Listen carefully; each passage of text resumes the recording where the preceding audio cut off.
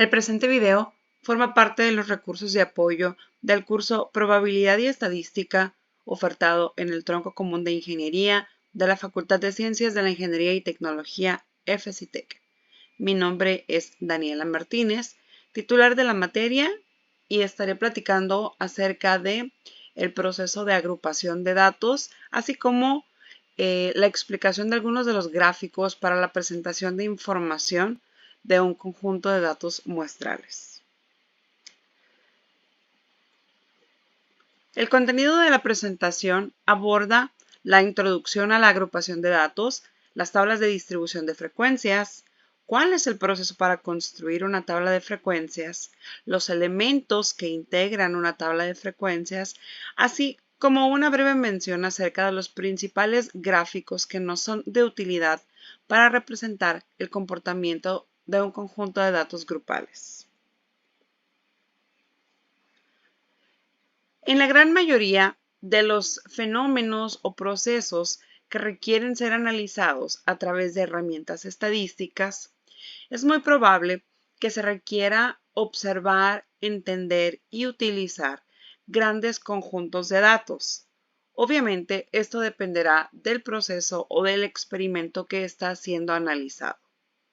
No obstante, cualquiera que sea la naturaleza del proceso o del experimento, si este nos va a generar una gran cantidad de información, puede generar confusión y ser muy abrumador. Por lo tanto, entorpecer el proceso de análisis si nuestro conjunto de datos está desorganizado, tiene una gran cantidad de elementos y nos resulta complejo o difícil entender su comportamiento a simple vista, sin hacer un proceso previo para el entendimiento de la forma de los mismos. En este sentido, el primer paso importante y necesario para poder realizar un análisis basado en datos es organizar nuestros datos de tal forma que podamos identificar de manera confiable las principales características que determinan el comportamiento del proceso o el fenómeno que estamos analizando. Esto nos facilitará muchísimo la tarea de entender qué es aquello que los datos nos quieren comunicar. En este sentido, una vez que nosotros ya logramos desarrollar el proceso de muestreo para poder recolectar los datos que vamos a utilizar en el análisis, el siguiente paso es la organización de estos datos para poder determinar cuáles son las características principales que describen el comportamiento de los datos y con ello poder empezar a tomar decisiones. Una de las herramientas más importantes que nos permiten construir o que nos permiten realizar una agrupación de datos eficiente y que nos va a asegurar que las principales características de los datos están representados es aquella que se denomina como tabla de distribución de frecuencias. Una tabla de distribución de frecuencias, o a veces solamente denominada como distribución de frecuencias, es una tabla que lista los valores de los datos, ya sea de manera individual o por grupos de intervalos o clases, en conjunto con las frecuencias de ocurrencias de los datos correspondientes, ya sea a los valores individuales o a los grupos definidos para la construcción de la tabla. Las distribuciones de frecuencia nos pueden ayudar a resumir grandes conjuntos de datos, es decir, si nosotros tenemos un mar de información, nos permiten agrupar este mar de información en segmentos que son comprensibles, que son identificables y sobre todo que pueden ser representables a través de gráficos específicos. Esto nos va a ayudar a tener cierta comprensión inicial como parte del proceso de descripción de los datos, así como tener los datos preparados para poder transformarlos en gráficos que nos permitan la visualización de la información de manera clara y agradable para quien requiera consultarla. En la diapositiva tenemos un ejemplo muy sencillo acerca de cómo trabaja o cómo se genera una distribución de frecuencias o una tabla de frecuencias a partir de un conjunto de datos muestrales. En la tabla 1 se lista de manera desorganizada un conjunto de varias observaciones correspondientes a las edades en años de las actrices que ganaron o que fueron galardonadas con el premio a la mejor actriz en la ceremonia Los Óscares. Esta información o este conjunto de edades corresponde a las edades que tenía la ganadora en cada uno de los años listados desde 1928. Bien, en la tabla 1 podemos observar que tenemos una determinada cantidad, de valores, que en este caso nos representan edades, y podemos identificar que tenemos un valor mínimo y que tenemos por aquí un valor máximo. Esto quiere decir que la actriz más joven en recibir el premio como mejor actriz a la Academia tenía 21 años al momento de recibirlo y la actriz que tenía mayor edad al momento de recibir un premio como mejor actriz tenía 80 años al momento de recibirlo. Bien, esta información que tenemos en la tabla 1 es exactamente la misma que tenemos en la tabla 2, pero aquí se encuentra ya organizada en una tabla de distribución de frecuencias. Acá podemos ver cómo existe una gran diversidad de valores. Por ejemplo, si nosotros quisiéramos decir cuáles son las edades típicas que tienen las actrices al momento de recibir el galardón a la mejor actriz por parte de la Academia, sería muy difícil que pudiéramos responder a esa pregunta simplemente por observar este conjunto de datos desordenados. Sin embargo, si nos vamos a analizar la información de la tabla 2, donde tenemos organizadas las edades por clases o por rangos, donde en esta primera clase tenemos concentradas o contabilizadas a todas las ganadoras correspondientes a entre 21 y 30 años de edad. En la segunda categoría tenemos concentradas a las ganadoras que tenían entre 31 y 40 años de edad. Y así sucesivamente hasta la última categoría que concentra a las ganadoras que tenían entre 71 y 80 años de edad. En la segunda columna, indicada como frecuencias, corresponde a la cantidad de actrices que tenían entre 21 y 30 años al momento de recibir el premio a la mejor actriz. Entonces, si nosotros analizamos la información de la tabla 2, podemos decir sin lugar a dudas que la mayor cantidad de actrices, o más bien, la mayor cantidad de observaciones de edades para las actrices que ganaron el premio a la mejor actriz se encuentran concentradas entre los 21 y los 40 años de edad, lo cual puede implicar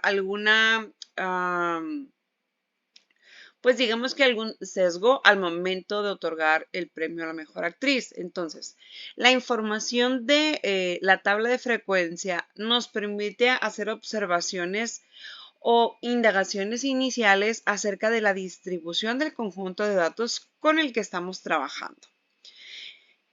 La elección de las clases o los intervalos de edades no se hace en realidad de forma arbitraria.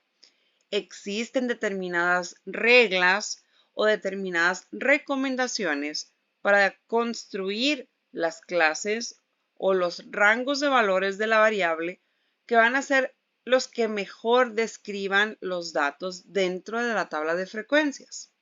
En este caso, si observamos, se observa una homogeneidad entre la longitud de los intervalos. Tenemos de 21 a 30, de 31 a 40, de 41 a 50, de 51 a 60. Entonces podemos decir que estamos distribuyendo las edades de las actrices por décadas. Aquí correspondiente a las actrices que están entre los 20, las que están entre los 30, las que están entre los 40, etcétera, etcétera, etcétera. En este caso, esta clasificación de los valores para la variable que se está analizando se hizo así porque quizá es lo que resultaba de interés para quien estaba analizando la información. Pero si el interés es distinto, entonces a lo mejor se tendría que replantear el tamaño de los intervalos para los cuales se quiere hacer la distribución de frecuencias. Existen algunas reglas o estrategias predeterminadas para la construcción de las tablas de frecuencia. No obstante, es relativamente común que los estadistas o los analistas de datos retrabajen la dimensión de los intervalos para construir las tablas de frecuencia de tal forma que les puedan ayudar a responder preguntas concretas. Bien, en este segmento vamos a dar una breve explicación del proceso general recomendado para la construcción de tablas de frecuencia. No obstante, como comento, algunos estudios requerirán hacer modificaciones a este procedimiento para que la tabla de frecuencias arroje información pertinente y necesaria para resolver el problema que se planteó originalmente en el estudio. Bien, cuando nosotros querramos o necesitemos construir una tabla de frecuencia, lo primero que debemos de tener con claridad es cuántas clases o cuántas categorías necesito para distribuir mis datos.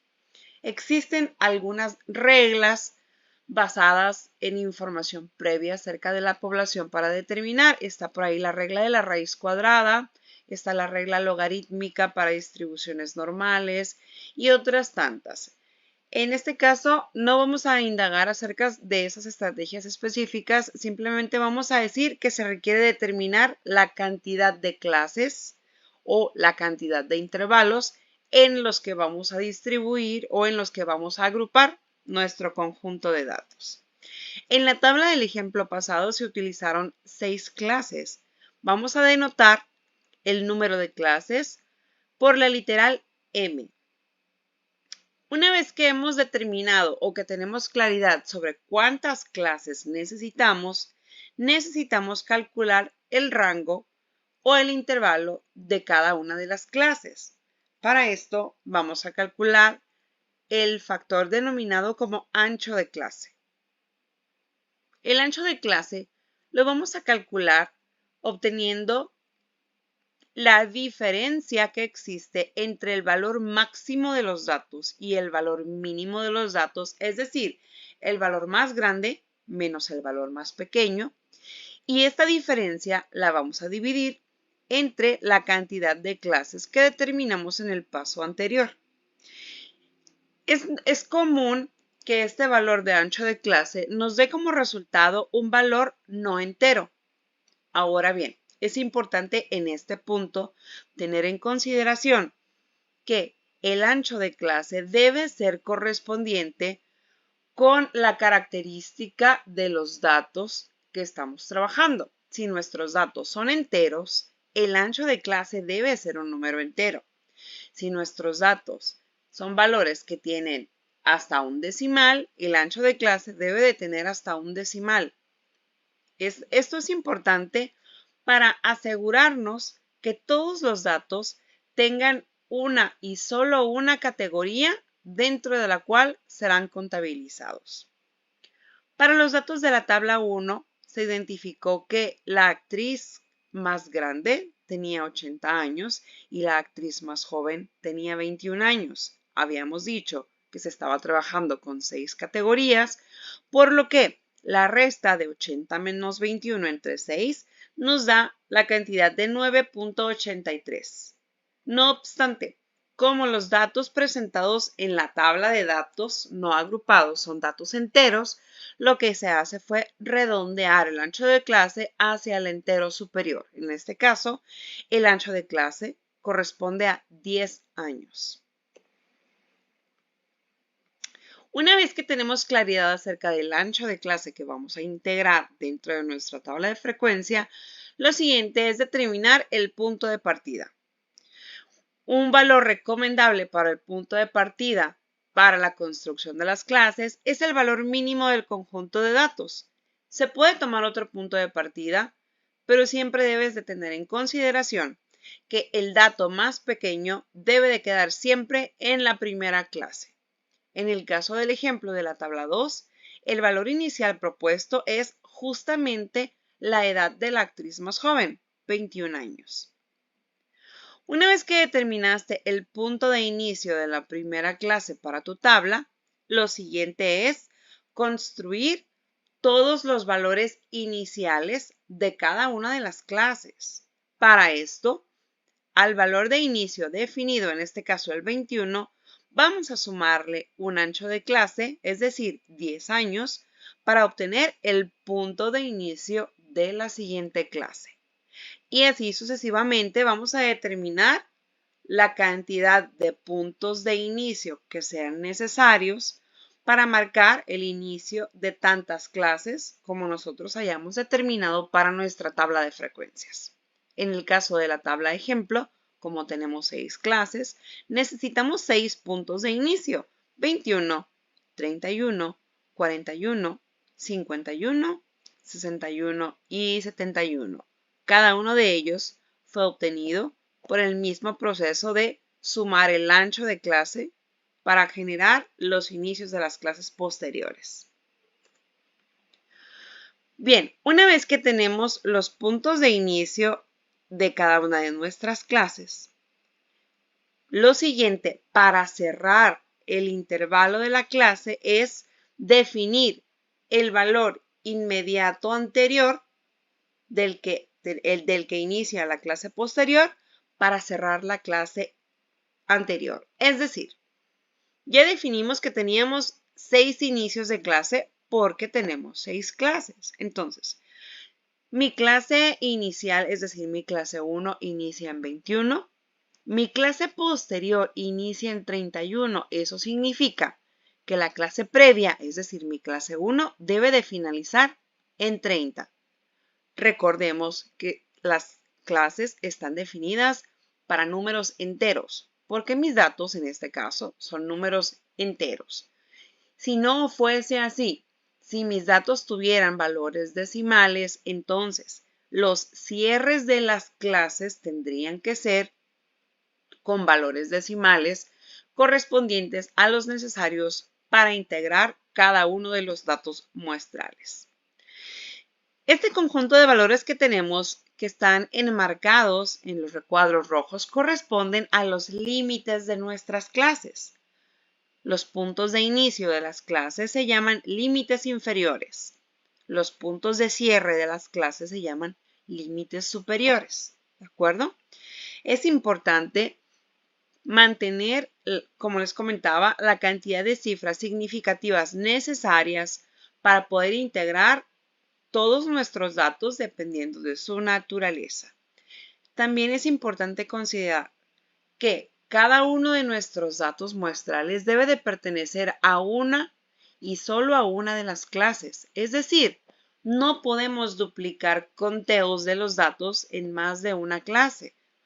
Si esto sucediera, significaría que no estaríamos generando la distribución correcta para la frecuencia de nuestros datos. Entonces, cada dato se debe de contabilizar solamente en una clase.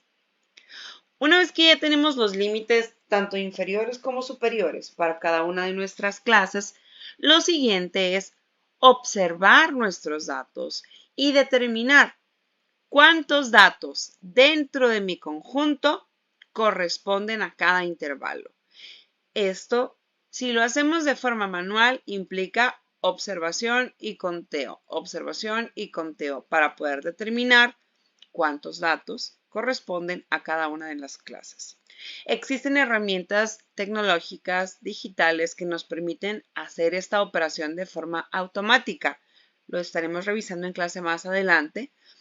Herramientas como Excel, como Minitab y otras tantas nos permiten generar de forma automática los conteos de frecuencias para un conjunto de datos una vez que damos información acerca de las clases. Básicamente, lo que requerimos aquí es determinar de mi conjunto muestral de datos cuántos datos tengo entre este valor y este valor. De mi conjunto muestral de datos, cuántos datos tengo entre el siguiente valor, 31, y entre el siguiente valor, 40. Y así sucesivamente. Una vez que determinamos a través de conteos cuántos datos corresponden a cada clase, lo que hacemos es hacer el registro de las frecuencias correspondientes para cada una de las clases. ¿Cómo nos podemos asegurar que hicimos los conteos correctos? Si nosotros sumamos las frecuencias de cada una de las clases, la suma de todas las frecuencias nos debe dar igual que la cantidad de datos que tenemos en nuestra muestra. Esta es una forma de asegurarnos o de revisar que no se nos haya pasado registrar ningún dato dentro de nuestra tabla. Bien, elementos que debe contener una tabla de frecuencias cuando se construye. Naturalmente, estamos hablando de una tabla de distribución de frecuencias, por ende, debe de tener las frecuencias que acompañan a cada una de las clases que se crearon para las tablas.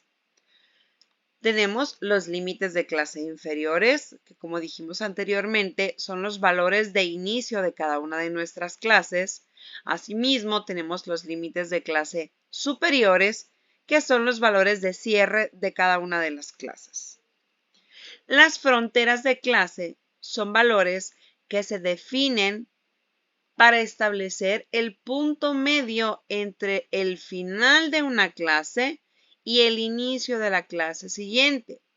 Una frontera de clase no sirven o no son de utilidad para determinar los valores correspondientes a la descripción de gráficos para la presentación de datos, que se verá más adelante. Las marcas de clase corresponden al valor medio dentro de cada una de las clases. Como es un valor medio, las marcas de clase las vamos a obtener al sumar el límite inferior más el límite superior de cada clase y posteriormente la suma dividirla entre 2. Entonces, como tal, es el punto medio dentro de cada clase. Las marcas de clase son valores que nos sirven como referencia para representar a todos los valores que integran cada una de nuestras clases. Veremos más adelante en el contenido del curso que esta información, la marca de clase, es necesaria para poder calcular las medidas estadísticas cuando tenemos un conjunto de datos agrupados. Finalmente, el ancho de clase, como lo comentamos anteriormente, es la diferencia que existe entre dos límites inferiores consecutivos o bien entre dos límites superiores consecutivos. Es importante no confundir la anchura de clase con la anchura del intervalo de la clase, ¿de acuerdo? La anchura de clase se mide entre dos clases consecutivas. La anchura de intervalo es para cada clase en particular. Bien, hasta ahorita solo hemos hablado o descrito las frecuencias absolutas, las cuales son las que obtenemos a partir de conteo de datos. Existen otro tipo de frecuencias que a menudo son necesario calcular para poder describir el comportamiento de nuestros datos en términos distintos de las frecuencias absolutas. Una de estas frecuencias son las frecuencias relativas. Una frecuencia relativa me relaciona la frecuencia absoluta de cada clase con la cantidad total de datos que existen en mi muestra. La frecuencia relativa me ayuda a tener una representación proporcional de cada clase con respecto al tamaño de la muestra. A veces, el representar los datos por porcentajes tiene más sentido que ver los valores absolutos de los conteos, porque a veces me permite relacionar un porcentaje con la mayor o menor presencia de información en cada una de las clases. Básicamente, para eso nos son de utilidad. Puedes trabajar en obtener las frecuencias relativas. Para la tabla 2 ya tienes las frecuencias absolutas, ya sabes cuántos datos tienes en la muestra. Puedes calcular las frecuencias relativas para cada clase para que así puedas observar en porcentajes cómo se distribuye la información dentro de la tabla. Otro tipo de frecuencias que resulta de utilidad son las frecuencias acumulativas.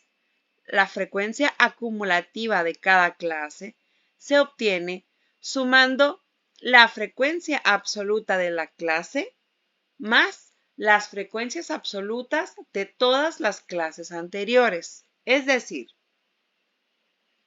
vamos a suponer que yo quiero calcular la frecuencia acumulativa de la clase 4, la que tengo de 51 a 60 años.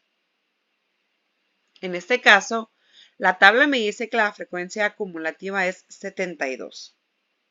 ¿De dónde sale este 72? Hay dos formas de calcularlo. Una forma es sumar la frecuencia absoluta de la clase a la cual le quiero calcular la frecuencia acumulada más las frecuencias absolutas de todas las clases previas, es decir, 28 más 30 son 58, más 12 son 70, más 2 son 72. Otra forma es, si yo ya calculé las frecuencias acumulativas de las clases previas, que es lo que tengo aquí, la frecuencia acumulada de una clase sería sumar la frecuencia acumulativa de la clase previa más la frecuencia absoluta de la clase actual, es decir, 70 más 2 me da 72. Ambos procesos deben de llegar exactamente al mismo resultado. Las frecuencias acumulativas nos son de utilidad para entender cómo evolucionan los datos a medida que se incrementan los valores dentro de las clases. Si yo tengo un alto nivel de acumulación de datos en las primeras clases, quiere decir que el grueso de la información se encuentra en las primeras clases. Si, por otro lado, la acumulación no me da mucha información en las primeras clases, significa que el grueso de la información está en las últimas clases. Por otro lado, si la acumulación se da de manera lineal, significa que los datos se están distribuyendo de manera aproximadamente uniforme. A lo mejor ahorita esto no tiene tanto sentido porque no hemos indagado tanto en las distintas distribuciones de datos, pero a medida que avancemos en el curso entenderás por qué esto resulta de importancia.